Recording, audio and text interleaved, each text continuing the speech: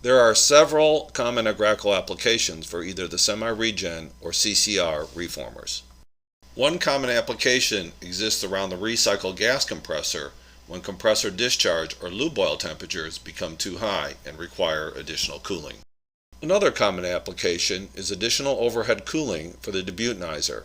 This is usually a summertime application due to higher ambient temperatures. All products which run down to storage must be cooled so that they can be safely stored. Plants can periodically run into problems where an exchanger in that rundown heat exchanger train becomes fouled and needs to be removed from service for cleaning. This is something that occurs at any time during the year. There's also one other potential application that is probably more appropriate for the semi-regen unit than the CCR. Refineries need to shut down their entire plant or major sections of it periodically for maintenance, usually referred to as turnarounds.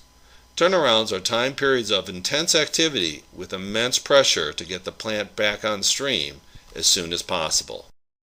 Periodically, the catalyst needs to be removed and replaced, which would happen during a turnaround.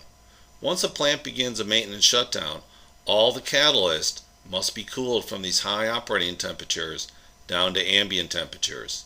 Given the amount of catalyst mass, this takes time and is very often the bottleneck or is on the critical path for the entire turnaround.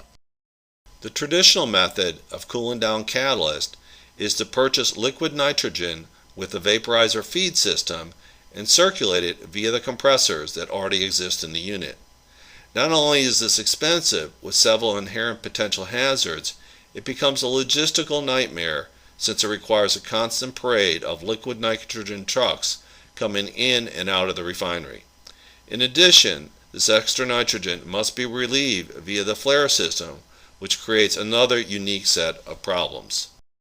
However, Agraco has come up with an innovative, practical solution that eliminates the need for costly nitrogen and potential hazards of snuffing the flare system by providing additional exchangers to cool the gas circulated throughout the reactor system much faster than if the plant had used liquefied nitrogen. This will allow entry to the reactor vessel much quicker, permitting the plant to move this vessel off the critical path and allowing them to get the plant restarted in a shorter period of time.